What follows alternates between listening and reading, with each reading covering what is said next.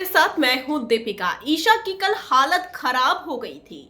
जब श्रुतिका ने रैंकिंग की थी तो 10 नंबर से एग्री नहीं थी ईशा, और ईशा का वहां पर मुंह बन गया था। लेकिन जैसे ही बिग बॉस ने ये अनाउंस किया कि बॉटम 6 के जो लोग हैं उनमें से एक इविक्ट होगा घर वालों के वोटों के आधार पर, तो ईशा की हालत खराब हो गई थी भाई साहब।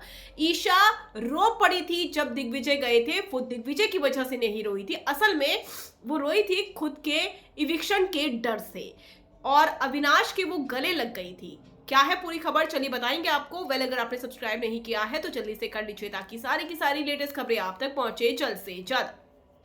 चाहत पांडे हो, कशिश हो, या फिर श्रुतिका हो, या घर की कोई भी फीमेल कंटेस्टेंट हो, सबसे ईशा को प्रॉब्लम रही है, और यहां तक कि शिल्पा शिरोडकर से भी। लेकिन 6-7 हफ्तों से ईशा नॉमिनेट नहीं हुई, बची हुई थी कहीं ना कहीं, और टाइम कोड जो भी बनता था उसका फायदा उन्हें वो मिल रहा था।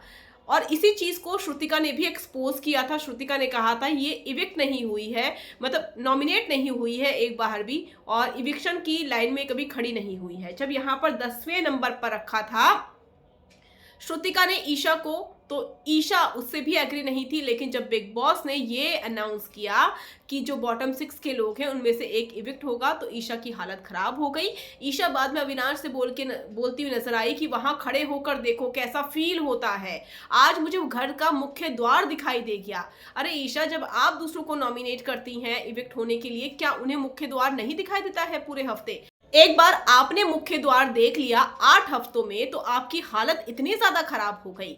आप एक ही कंटेस्टेंट को बार बार नॉमिनेट कर रही थी, दिग्विजय को बार बार नॉमिनेट कर रही थी, तब आपने नहीं सोचा कि उस पर क्या बीत रही होगी, क्या उसको मुख्य द्वार नहीं दिखाई दे रहा होगा?